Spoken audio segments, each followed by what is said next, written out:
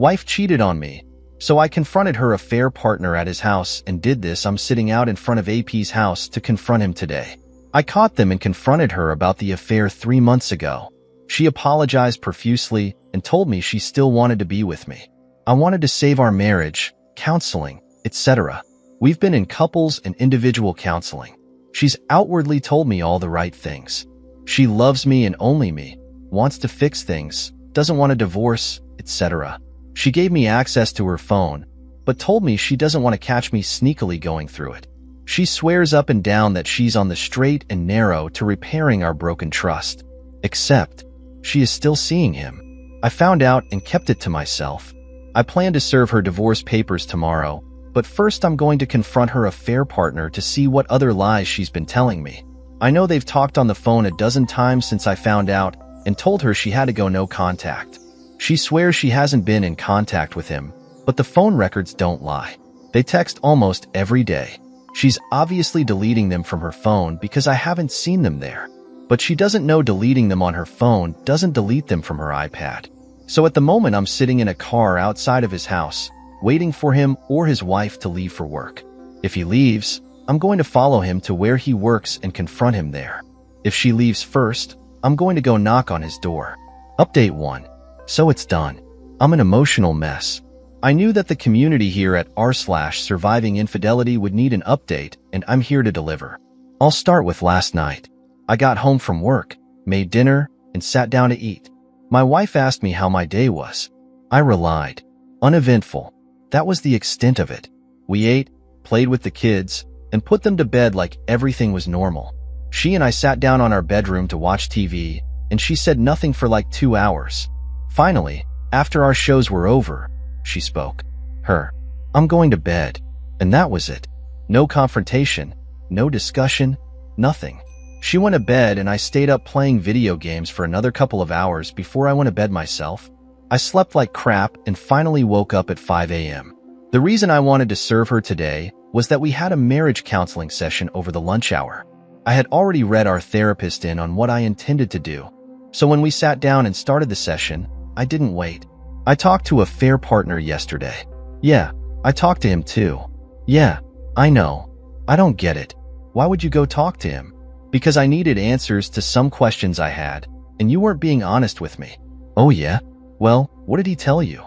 Honey, he sold you down the river. What does that mean? He told me everything about what you guys have been doing.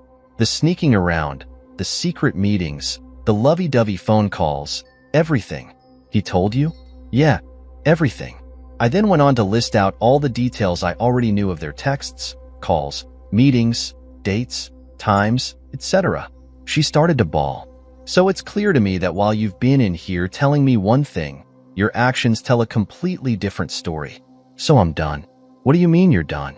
Handing over the divorce papers. I want a divorce. She took the paperwork in her hands like it was a venomous snake and stared at it. She then looked to the therapist for help. How do I fix this? I don't want a divorce. I want you. I want our life. I want to stay. The therapist. Do you see where at confronting AP is coming from? When your words and your actions are telling conflicting stories, you always believe the actions, not the words.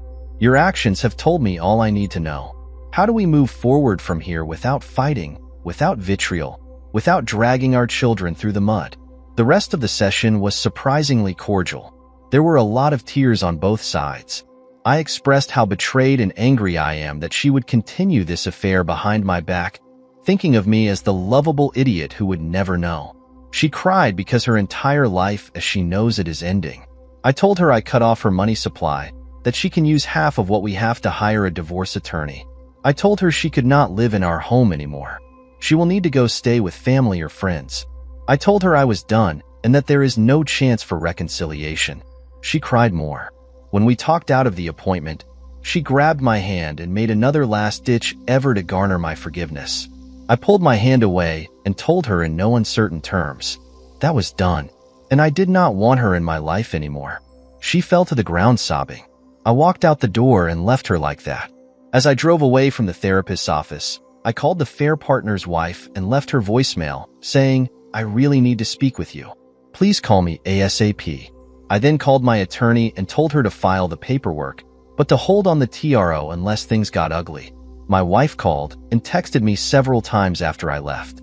I let them go to voicemail and haven't listened to them yet. I felt dead inside as I drove to her parents' house. Before I walked in, my phone rang. It was a affair partner's wife calling me back. He hadn't said anything to her. I told her I needed to meet with her in person and could I meet up with her in an hour? She said yes, and we set a place and time. I walked into her parents' house and told them everything. Her mom started to bawl immediately. Her dad sat there, stone-faced. I told them that I love her and I tried to make it work, but that I refused to stand there while she continued to cheat on me behind my back.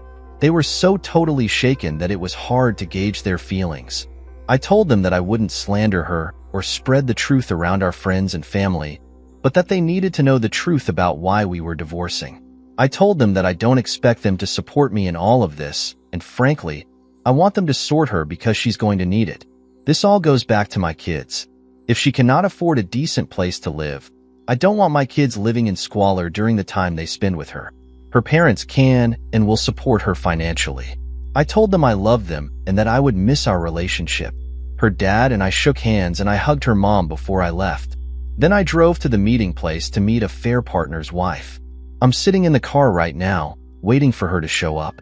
I plan to tell her, show her the video if need be, and let her make the decision on how to proceed from there. If she needs me to be a source of emotional support, I will offer that. No one should have to suffer through this alone. So that's been my day. I still have to meet with a affair partner's wife, pick up my kids from school, and change the locks on my house. I have a security system set up at home, so if she chooses to steal or damage anything, it will be on video. She knows that too, so I'm not too worried about it. More to come. Update 2.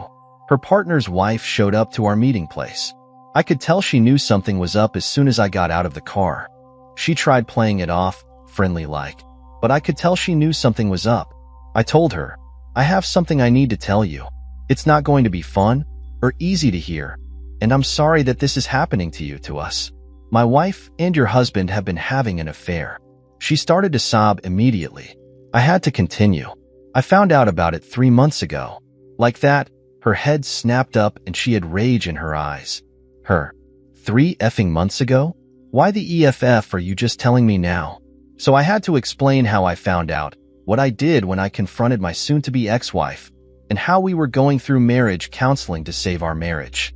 She listened, nodding until I got to the part where I found out that they were still seeing each other. Then she started crying again. Look, I have to stop here for a second. I'm crying now as I write this. I feel awful just putting this out in the world, like I'm spreading someone else's misery around. She did nothing to deserve this. Truth be told, I feel absolutely horrible about telling her. She had no idea.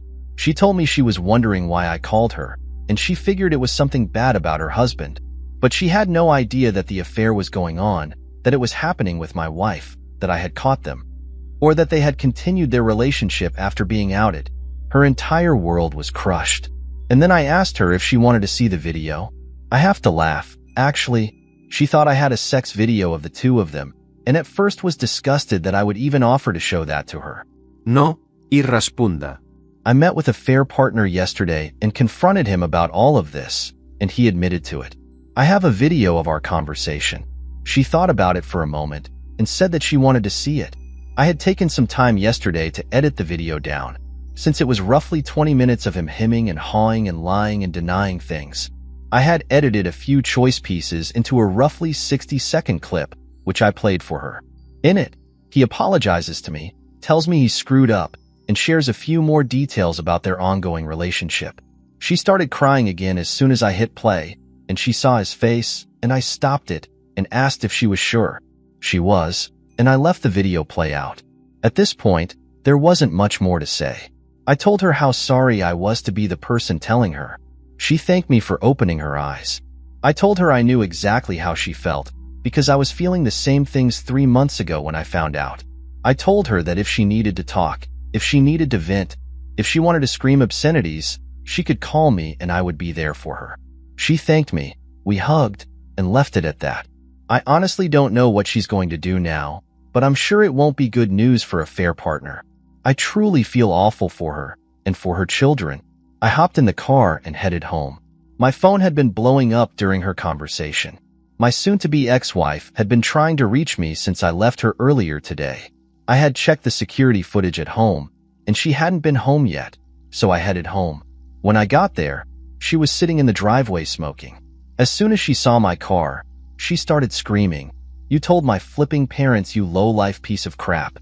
I had to record on my phone and stuck it in the front pocket of my shirt so I could get it all on video. I got out of the car in the driveway. She was blocking the garage and answered her, "Yes, I did. It deserved to know the truth about why we are divorcing. I didn't lie or make anything up. I told them the truth, and I told them that they should love and support you through all of this." Took the wind right out of her sails. She went from rage to being a bawling mess in seconds. She kept apologizing, asking what she could do to fix things, telling me she never wanted any of this, etc., etc. I listened, and when she finally ran out of things to say, I responded. "I told you everything I had to say at the therapist's office today. I have nothing more to say about this. I'll pick up the kids from school and feed them dinner. You're welcome to get some things, but you cannot stay here tonight. I suggest staying with your parents." At this, she got angry. "You can't keep me from my children?" No, y responda. "I don't intend to keep you from our children, but given the state you are in right now, I don't think it would be a good idea for them to see you like this. I'll tell them you want to stay with Graham and Gramps for a few days because Gramps has been sick and Graham needs some help around the house. They will understand that, and they won't question it. But we need to decide how and when we are going to tell them about this, and it needs to be before the end of this week." She started sobbing again. My heart broke for her in that moment. I saw the woman I loved, the woman I married, the woman I pledged to spend my life with, raw and emotional and lost and hopeless. I hugged her and told her I was sorry that this was happening, but that this was the result of her decisions, and that I would no longer stand by and be married to a woman who would treat me like this. We stood there and embraced for a long time, her crying into my shoulder in that driveway. Finally, she pulled away and tried to kiss me. I pulled back and said, "That's not going to happen." She broke down again, and I turned and walked into the house. I went into the kitchen and fixed myself a very stiff drink. After 20 minutes or so, I heard her come into the house. She quietly went to our bedroom, and I could hear her packing a bag. I stayed in the kitchen, and she found me there with her suitcase packed. "I hope you're happy," she told me. "I'm not happy at all," I responded. "I didn't want this. I wanted you. I wanted us. I wanted a wife who would love me and treat me with kindness. And instead, I got this. So no, I'm not happy at all." She screamed to me, "Then why are you doing this? Why aren't you throwing away everything we have?" "I'm not," I responded. "You threw all this away when you went back to a fair partner. Now I'm just cleaning up the pieces." She screamed a few more choice obscenities at me, but I wouldn't rise to take her bait. When she realized I wasn't going to engage with her, she left, slamming the door so hard it knocked a picture frame off of the wall in the back hallway. I heard her screech out of the driveway, and she left. I finished my drink and replayed the video of her screaming and cursing at me. If things get bad, I've got enough video evidence to keep myself protected legally. I picked up the kids after school and brought them home. I explained that Mom is going to be staying with G&G for a few days. The kids were sad, but didn't ask questions. We played, ate dinner, and they are getting ready for bed. I haven't heard from soon-to-be ex-wife, a fair partner, or a fair partner's wife in several hours. The house is going to be very quiet once the kids go to bed. Frankly, I miss it here with my bottle and just pour myself a few more drinks before bed. Update 3. I've mentioned already that I talked to a fair partner's wife on Friday. She told me that she is not ready to end their marriage and that they are staying together and are going to try and make things work. They are in counseling. They have children together, and I don't begrudge her trying to save her marriage. I did the same thing when I was in her shoes. Their kids don't know. I wish them nothing but the best, and I hope they are able to work things out. She asked me not to contact her while they work on things, and I fully intend to respect her wishes. I hope they can salvage things. My wife and I had another therapy appointment on Friday where we exclusively discussed how to tell the kids. She told me that she doesn't want to get divorced. She begged me over and over again not to go through with this. I told her that she made the decision for me when she went back to a fair partner after I told her not to. She told me that they hadn't slept together again after I found out why, and that she didn't discuss the details of what she and I were going through lie. When I confronted her with what I knew again, she broke down and told me she knew what she was doing was wrong, but she didn't think about the consequences, just that she needed someone to confide in a fair partner because she couldn't talk to anyone else about it. You know, like me, her husband, who she was supposed to be trying to work things out with. Even when I do consider forgiving her and giving it another shot, I just keep going back to the lies and deception. She just keeps digging her hole deeper, lying to me about sleeping with a fair partner again, lying to me about what she told him. It comes so naturally to her that I know I can never trust her again. The lies just roll off her tongue as if she believes they are the truth, and if I weren't so informed I'd believe her, but I know better. So even in the moments where I want to embrace her, kiss her, and tell her everything will be okay, I remember her lies, and it keeps me focused on moving forward separately. Anyways, we told the kids Friday night it was awful. They totally understand what is going on and they are a mess. They are mad at her for having a boyfriend and mad at me for leaving mom. She really did not want me to say that she had a boyfriend, but I was resolute on that part. The kids have their first therapy appointment on Friday. I have no idea how well that will go, but I'm hopeful they will get to start working out their emotions around the whole thing. Meanwhile, I'm trying to be firm as a disciplinarian while giving them the freedom to express their grief and anger and confusion around what is happening to their worlds. It's a difficult balancing act. Yes, it's okay to be angry and yell and cry. No, it's not okay to destroy your toys because you're angry. Crap like that. Soon-to-be ex-wife came back to the house Friday night, and for the time being we are cohabitating until we come up with a plan for who is moving out and when. We will have to sell the house. I can't afford to keep it and pay child support and pay alimony. Tell us how much that turns out to be. The housing market in our area is down right now, and no one is buying houses, so we agreed to wait until spring to put it on the market so we can get a better price for it. The next 4 months cannot go by quickly enough for me. It's also going to be a miserable Christmas. I can't even bring myself to put up decorations, as trying to celebrate something right now seems completely foreign to me. I'll do it. I want the kids to have as normal a Christmas as they can possibly have. I just need to find the time and mental bandwidth to drag the tree out of the storage and put it up. She's sleeping on the couch. As much as I want to be the bigger man on this and give her our bed, I can't bring myself to do it. I put a lock on the bedroom door and lock it in the morning before I leave the house so that she cannot get in there and mess with my things. For the moment, she's using the guest room and keeping some clothes in a suitcase. Call it petty. Call it a dick move. Call it whatever you want. She left me and I'm going to sleep in my bed at night and let her suffer on the couch. So that's where we are at right now. It's not a super detailed update, but it covers the basics of what has gone on over the last several days. The house is relatively peaceful. She's barely talking to me, much less screaming and throwing a fit. The few things we do discuss are kid-related and are brief and to the point. I'm sure there is more going on under the surface with her. There always is. But for now, she's being amicable. 8 to 4 first. Just be assured that everything is still cordial, respectful, and genial. Tension ran high for the first week, but it's come down considerably as we all settle into our new normal. Frankly, it gives me hope that we can continue to settle things amicably as we've generally been respectful to each other throughout all of this. I know it's hard to believe after everything she put me through, but she's being pretty straightforward and honest about everything, and I've been steadfast in my resolve. Well, with one notable exception, to continue forward. Second, putting up the Christmas decorations was awesome. The kids had a blast with it. We played Christmas music. We put on Christmas movies, and we didn't take anything too seriously. Soon-to-be ex-wife got in on it too. Since she's still living in the house, I couldn't exactly keep her from helping. She oversaw the kids putting ornaments on a tree while I hung lights up outside. I came in, and we all had hot cocoa and watched Christmas Vacation. I sat on one side of the kids. She sat on the other side. In previous years, we would have cuddled up on the couch together to watch the movie, but I wasn't about to do that. Third, the kids' therapy is going well. The first meeting was honestly a lot of paperwork and get-to-know-you stuff. We got into things a little bit, but the kids were shy and unclear about how it was all going to play out.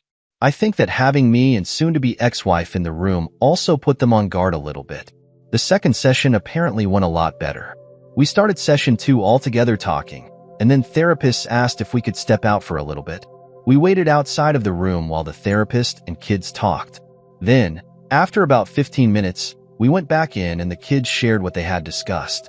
They expressed a lot of sadness and uncertainty, told us they didn't want us to get divorced, and told us that they didn't want to live in separate houses. Here's the fun part. Soon-to-be ex-wife started crying and said, "I don't want that either." As I sat there open mouth, all I could say was, "Are you kidding me?" I stopped myself from going further.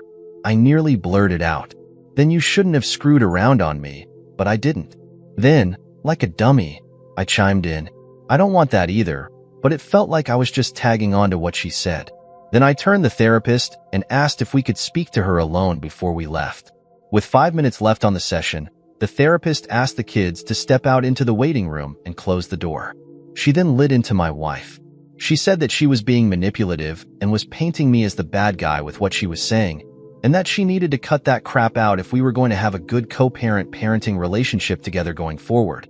She said that if my wife truly didn't want to get divorced, then she would have thought about the consequences of her actions while she was having her affair. She basically said everything I wanted to say, but couldn't. It was kind of awesome. That night, soon-to-be ex-wife apologized to me for what was said in therapy and said she would think more about what she was saying and how her words would impact the kids before she said them. It was about all I could hope for. Outside of that, work is good. Christmas prep is coming along nicely. Oh, and I accidentally slept with my wife. Yeah, that's the above-referenced exception to my resolve. Here's what happened. Rewind back to the night we put up Christmas decorations. It had been a great day. We all had a good time, watched movies, and enjoyed being together. It was just like it had been before all the crap went down. We put the kids to bed and sat down to finish watching It's a Wonderful Life, which is her favorite Christmas movie. We had both been sipping on eggnog and brandy throughout the evening, and between the warm feelings and the warm brandy, I didn't realize how much it had impacted my judgment. She leaned over and kissed my neck softly. I then turned to her and we went at it like a couple of teenagers. I wish I could say that I wasn't thinking to myself, "Don't do this," but I thought about it. I just went against my better judgment and did it anyway. This had been so long since she and I had been together. I know I wasn't in my right mind. That said, it was great. We both had a fun time, but as I lay there afterward, I just started to get disgusted with myself for doing it. After all this time, after all of her betrayals, after all of my good progress, I'm still mad at myself, and now I've got to deal with all of the fallout from this. I told her that night it didn't change anything between us, that I still wanted to force. I told her it couldn't happen again, and that we weren't going to go back to the way things were. She agreed. She said she agreed, but who the heck really knows with her? I haven't had a chance to discuss it with my therapist or with our marriage counselor, who we are still meeting with. And I've got to get an STD test, because I don't know if she picked up something from a fair partner or not. I don't have to worry about a surprise pregnancy because I had a vasectomy several years ago, but the rest of it just absolutely boggles my mind. How could I have been so stupid and let my guard down? I'm sorry to disappoint anyone here with what happened. I'm imperfect. I'm mad at myself, and I'm not going to let it happen again. Final update. Let me start out by saying that my wife and I ultimately decided to stick it out. Yes, I know that will disappoint a lot of you. I know that I struggled with feelings of disappointment in myself for most of last year. We are not back to 100%, nor do I know that we ever will be, but things are certainly better. To get to this point, took about 9 months of intense therapy, both individually and together, along with the therapy with our kids. We both had to be willing to forgive and move on. Frankly, I consider it to be something of a miracle that we made it this far. Here's how all of that went down. After my last update, I made it clear that we couldn't be sleeping together again. We continued to go to couples therapy, and she really started to open up about what she was thinking and feeling and what led her to reunite with a fair partner. At some point, probably in March, it became clear to me that something had changed in us both. We weren't going through the motions. We were honestly expressing ourselves to each other. She had deep-seated fears of becoming lost and being a wife and mother. She wanted something that was missing and tried to get it outside of our marriage. Don't get me wrong, I wasn't falling for a con. I truly believe she was lost and looking for something she was missing. Yes, She should have looked for it with me, but she didn't. I have forgiven her for that. I expressed all of my hurt, pain, and how shattered my trust had become. I was fearful of getting burned again, and honestly, I still am to a point. I know it could happen. Really, anything can happen. But I've given up on my need to control things and have handed it over to my faith and her that she will never do something like this to me again. It's not just that. I derive a great deal of inner peace from having a plan. That's just who I am personally. I have a need to plan and work through details, and doing that gives me comfort. I know what I need to do if I ever started to question her loyalty or found evidence of her cheating again. That plan gives me strength and allows me to put the hurt out of my head. For months, her cheating in line was all I could think about.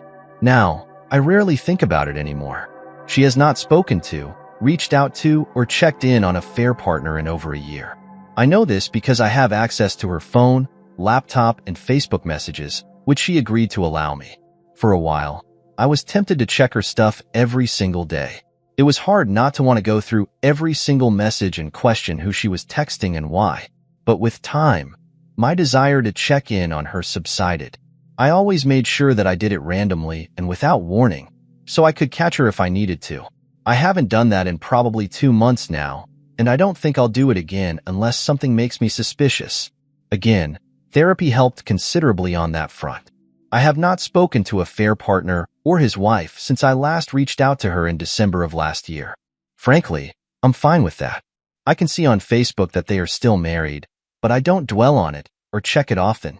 I've set her profile so that it doesn't show up in my newsfeed, and I honestly think that the last time I checked it was 3 to 4 months ago. I don't care what happens to them anymore. We sort of separated ourselves from the group of friends we were running with and made new friendships. I don't think that the old friendships were outright toxic, but those couples had different priorities that did not align with who we wanted to be as a couple.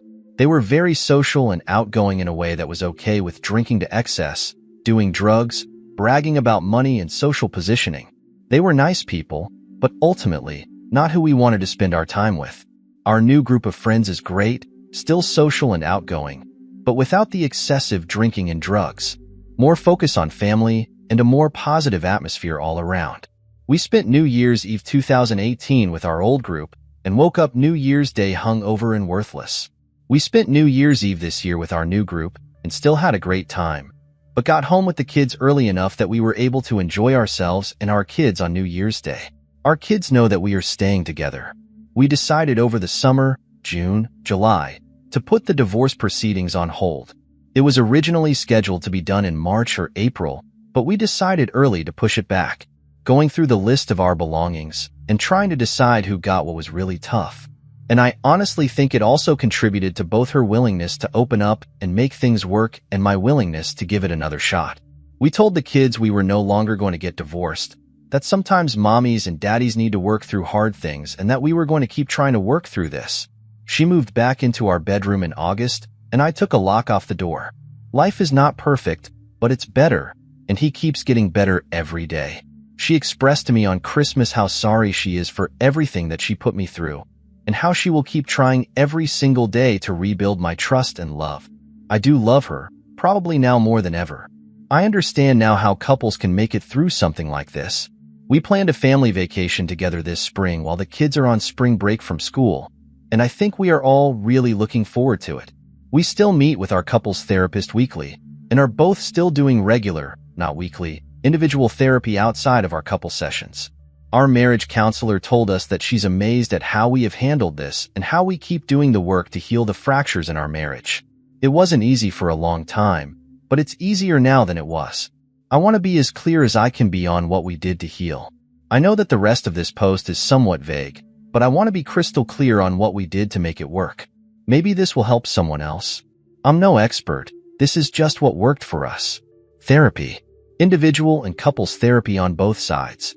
Therapy helped me understand my shortcomings as a man, as a husband, and as a father.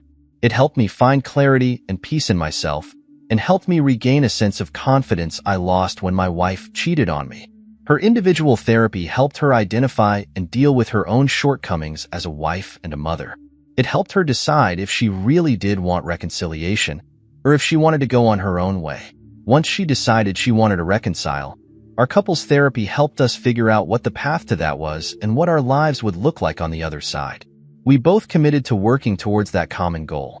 We bought in fully and did the work outside of therapy to rebuild our relationship. This included radical honesty. When I was feeling something, I told her. When she was feeling something, she told me. We didn't keep our feelings inside. We expressed them, and when she was telling me, I put aside all of my distractions and really listened to her. She did the same for me. Daily check-ins. Every night, I would put the kids to bed. We would sit down and check in with each other. How was our day? What was our plan for the next day? How were we feeling about each other? These conversations were difficult at first, but became second nature with time. Now, I look forward to our nightly check-ins, and I know that they have had a significant positive impact in our relationship. Asking each other questions. This was kind of like we went back to the phase when we first started dating. Look, she and I have been together for a long time, and we are not the same people we were when we first started dating. People change. The question is whether or not the people we are now are people who can still be together in a healthy marriage. I found a list of questions online that range from, what is your favorite color? And what would you do if one of your parents died right now? We went through the list, then we found another list and another one. It's become kind of fun rediscovering who she is. Acts of service.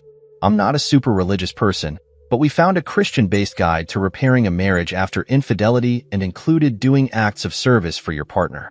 This ranged from simple, writing them a note, doing a chore that they were responsible for, sending a message in the middle of the day, to more extravagant things, date night alone, buying a thoughtful gift, taking a weekend away together. Again, these little things began to add up and rebuild my trust in her and my love for her. Simple things like when she took out the trash for me when I was working late one night went a long way. Stop dwelling on it. This was hard for me. I had to actively choose not to engage in thoughts that took me to a dark place. This was also incredibly uplifting because it freed up my mind and energy to focus on other things. Whenever I'd feel like I was starting to go down the path of getting wrapped up in it, I would do something to take my mind off of it. Work out or go for a run. Watch something funny on TV. Play something distracting with the kids. Eventually, I stopped thinking about it regularly, and as I've mentioned before, as time went on, I thought about it less and less. I hope you don't take this as me preaching. I'm not. I honestly believe that some people shouldn't be together. I honestly felt that about us until partway through last year. Some people can make it work. Others definitely shouldn't. I can't judge your situation any better than you can judge mine from the outside. But for now, I truly believe that we will be together for the long haul. Something else. I can't log in and check this account regularly because it starts to dredge up my old bad feelings about what happened between us. I plan to post this and then I'll check in again in a few days, and then I'll probably just leave the account alone for the future. I don't want to delete it in case someone else can benefit from the discussion. But I can't re-expose myself to all of this repeatedly if I want to continue moving forward with her. I hope you understand.